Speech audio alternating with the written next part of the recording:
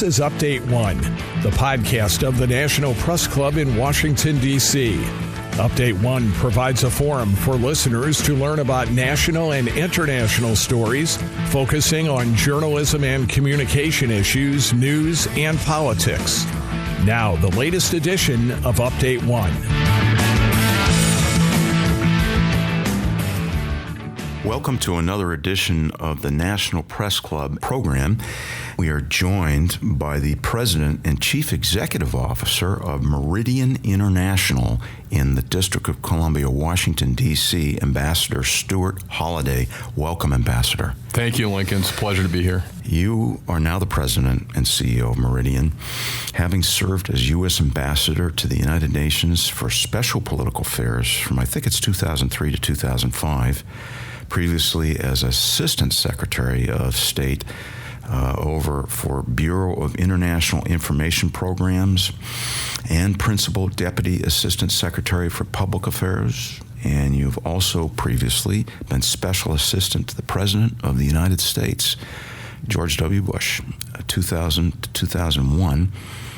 And previously an intelligence officer in the United States Navy. I think it's from 1988 to 2005. Actually, 95. 95. Okay, yeah. Fair enough. With that, you've had a storied career. Thank you. Can you provide our audience some further highlights on that career?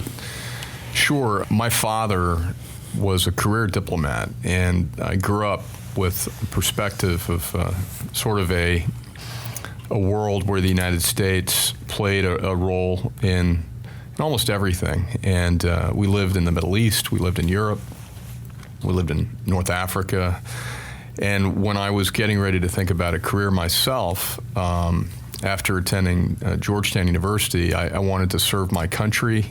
So there was nothing better than the U.S. Navy to do that. And I picked the Navy because the Navy is a global service, and the Navy also has had a tradition of being involved in political military affairs, in diplomatic issues, and so that's really how I started my career. And throughout my career, which I've been very fortunate to have, many mentors, people like Scoop Jackson and President Bush and others, I have always been interested in America's role in the world and have tried to preserve that as sort of an anchor in whatever I did, whether it was business, politics, diplomacy, and now at Meridian. With that interest in close cooperation, you are the President and Chief Executive Officer of Meridian International, which we would understand works closely with the United States Department of State on a non-partisan basis. Meridian seeks to advance global security and prosperity through effective leadership and diplomacy. With that said, can you further expand on this mission, the overall goals of Meridian? Sure. Well, Meridian was founded in 1960 at a time when the United States was expanding its outreach around the world, really during the Cold War, to try to identify emerging leaders that would play a significant role later on in their careers in their governments, in society at large, or in journalism. And Meridian really is a center that seeks to bring leaders from the United States and the rest of the world together to look at global challenges we face, but it also to help prepare those leaders to go back to their countries and take what they've learned and what the relationships they developed in the United States and apply them in their own countries. We're also a convener, like Chatham House in London. We bring together the government, the business community, and the diplomatic corps, and we do so in a way which is, I would say, very high level, but we do it without advocating our own position. We really want to take other people's positions, look for gaps in those positions, and try to align them. And then finally, we are a cultural diplomacy institution. So we take cultural exhibitions and activities from the United States and tour them around the world, supporting, in many cases, our embassies and our posts and reaching public audiences. And we also do the same in reverse. So we look for cultures and countries where it might not be as well known in the United States, and bring that information here to the United States for people to get a better understanding of these other countries. With a focus on convening, how's business? It's very good.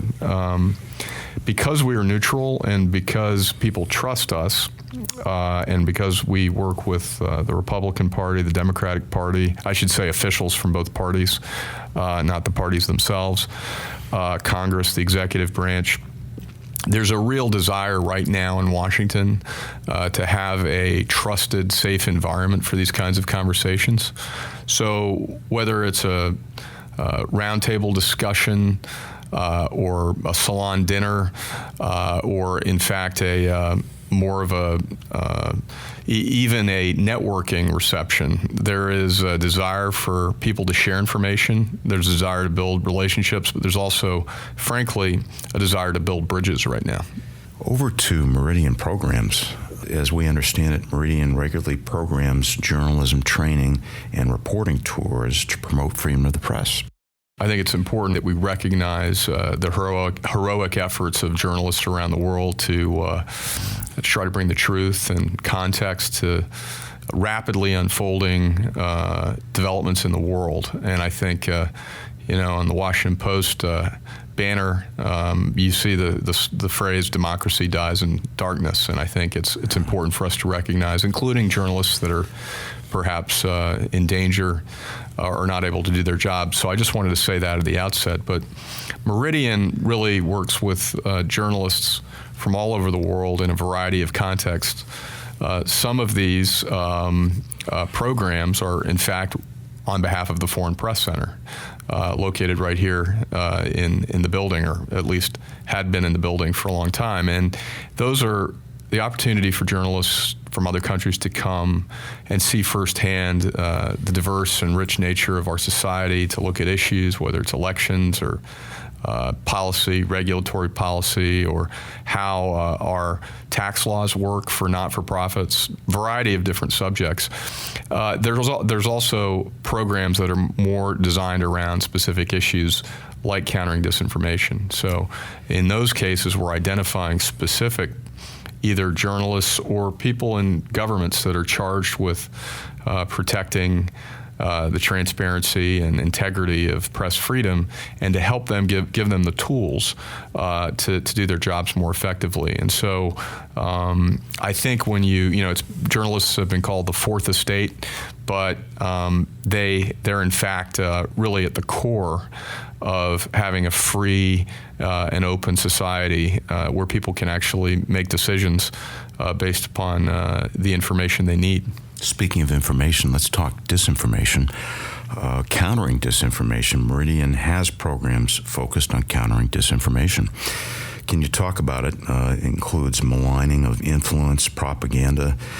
If we've got it right here in D.C., we've got 58 emerging leaders from over 50 countries on a multi-regional project called, quote, Towards a More Safe and Secure World, sure, sponsored by the ECA Bureau at State. Can you talk about that, and where are you participating with the concept of disinformation? And you're welcome.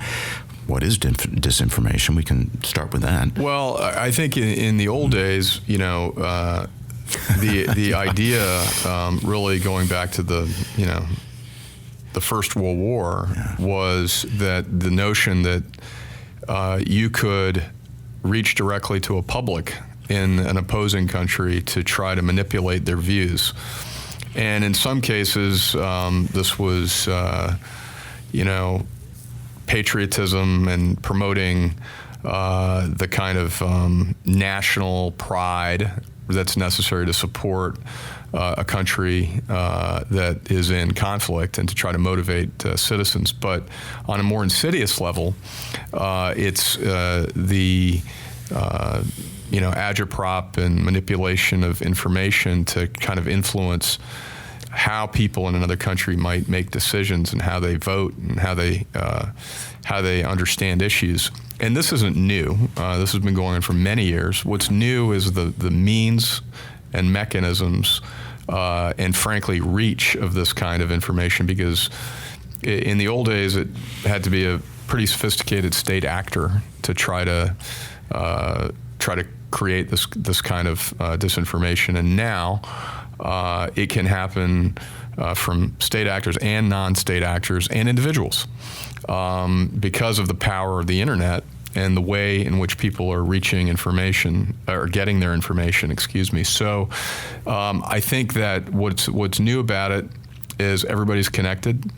And frankly, I think many people in the world today are suffering from a little bit of feeling a lack of tether to their communities and a lack of connection and maybe a lack of trust in their own institutions. So when those factors create this sort of, atmosphere or environment where people are already unsure of what they're hearing, you have fertile ground for this kind of disinformation. So what we try to do is work with countries that share our values, that have a common interest in protecting the integrity of journalism and protecting, ensuring that the information that people get is accurate. And we really try to work with them to share best practices and to connect with them so that they feel that they're not alone and that there's a network of people who understand that there needs to be a response. There are ways in which you can immediately clarify and correct misimpressions. And I think that's going to be an important part of our national security going forward. To your point about working with countries that share our values, what about those countries that don't? Well, I think in all countries there are people who search and are yearning for more. And Absolutely. I think for many, many years, the Voice of America was received in countries where their own governments and leaders didn't give them fair information. It's ironic, the fact that it was a government-supported effort, but that it was seen as objective, and it's seen today as objective. And the challenge now is not that we don't have authoritative voices like Voice of America. The challenge now, people get so much information from everywhere else. Information overload. Yes. Everywhere it's there. Going over to another area that Meridian's onto, understanding Washington, D.C. Yep. As part of your diplomatic engagements, Understanding Washington series, you're hosting, I think it's next month, Navigating the United States Department of State. Mm-hmm. And I think it's with Ambassador Paula Bryansky and mm-hmm. Ambassador Tom Shannon. Yeah. And as I understand it, they're going to be engaging 40 international diplomats in conversation on the topic of understanding Washington. Do you want to talk mm-hmm. about that a little bit more? Sure. Well, we do have a Center for Diplomatic Engagement that we're very proud of. We've been doing diplomatic work for almost 60 years, so this is not new. But we realized in Washington that the diplomatic corps serves a vital role in bridging the relationship between the U.S. and those countries, and that they needed more. And we felt that if you arrive in Washington and you're trying to figure out whether it's the committee system in Congress and jurisdiction on the Hill, you know this from your work, whether it's the relationship between the State Department and the NSC, or even the relationship between the regional bureaus and the functional bureaus at the State Department, that we believe, again, without our interests is in securing and preserving the United States leadership position in the world. However, we believe that providing channels for countries to feel like they have a voice here in Washington is an important way to do that. And I think the program that you mentioned, those two diplomats are two of the most decorated senior diplomats, Paula Dobriansky and Tom Shannon, at the undersecretary level, who understand firsthand what ambassadors need, how countries need to feel as though they have a channel of communication here, and that it's vitally important for them also to avoid what I would call the idea that we just do diplomacy by crisis, because you frequently, I think George Shultz said this, diplomacy is like a garden. If you don't tend to it every day, it will get overgrown.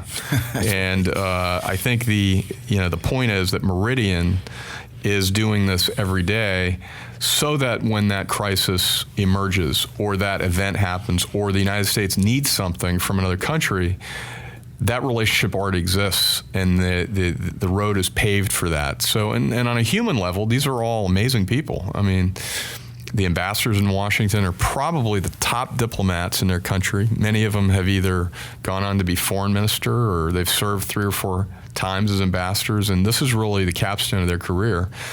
And I want to make it very clear that our work at the Center for Diplomatic Engagement not only helps the international community here in Washington, but we also serve our embassies around the world, whether it's through the International Visitor Leadership Program, cultural diplomacy, connecting and helping outgoing U.S. ambassadors understand their countries more effectively. So it's really a two-way street.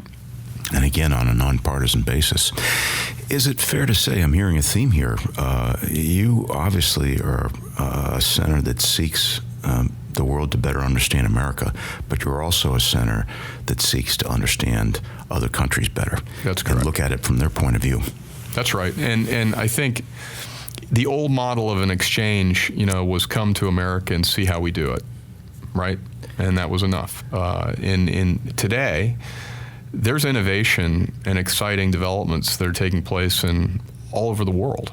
In many cases, technological breakthroughs or new approaches to fighting pandemic disease or entrepreneurship programs in countries that you'd be surprised that have vibrant and interesting and innovating emerging entrepreneurs. So our job now, it's not just come to America, see how we do it. It's come to America so we can connect with you and let's share how we do it so that we can both attack or deal with this issue more effectively. To your point, diseases, for example, they don't discriminate. Doesn't matter what country, they're there. Yeah. Which diseases do you have any? Well, we just had the Surgeon General over yesterday, and he just flew back from Canada. And we were talking about the measles outbreak. And it's interesting that people, when you think of healthcare policy and national security policy, you think of borders. And you think that there are these ideas that physical, geographic. Right. It's like driving north from Vermont. You think, okay, well, I'm way up north, and that must be all that's there. And then you hit Montreal, and you realize that we are in an interconnected, very fluid environment. So we may be worried about measles traveling 5 hours from California or New York to California, but what about 1 hour from, New York to Ottawa or the United States? There's a lot of, I think, transnational threats like pandemic disease, terrorism, obviously non-proliferation issues, environmental issues. They don't really stop at the border. How satisfied are you with recent media reportage on U.S. foreign affairs activities today, both print and broadcast, and I might even ask trade publications? Mm-hmm. Well, I think it's a mixed bag, like it always has been. I think many people today are rightfully trying to understand how policies are made and what policies are going to emerge, because there is a level of uncertainty. You've moved from a situation where we've advocated for, the Paris Climate Agreement. We conducted the JCPOA with Iran. We were, had robust foreign assistance programs. We're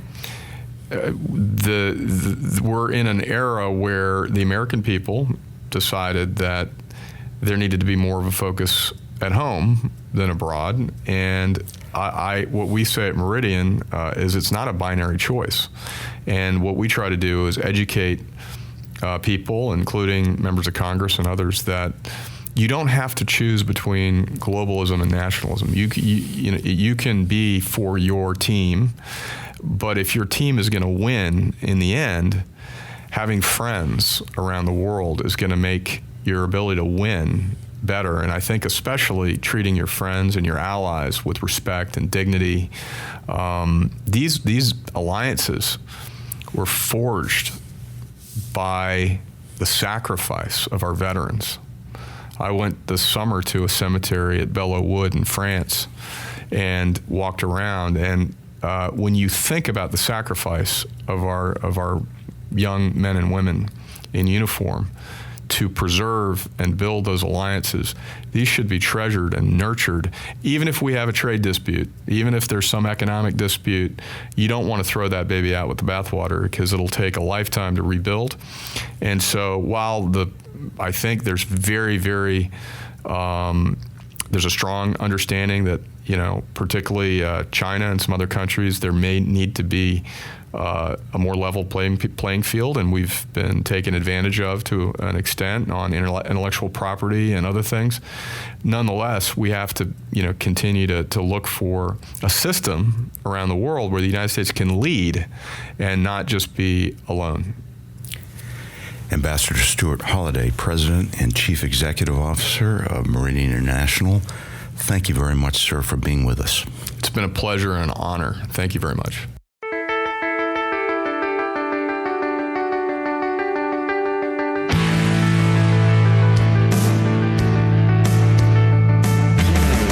Update One is a production of the National Press Club's Broadcast Podcast Committee.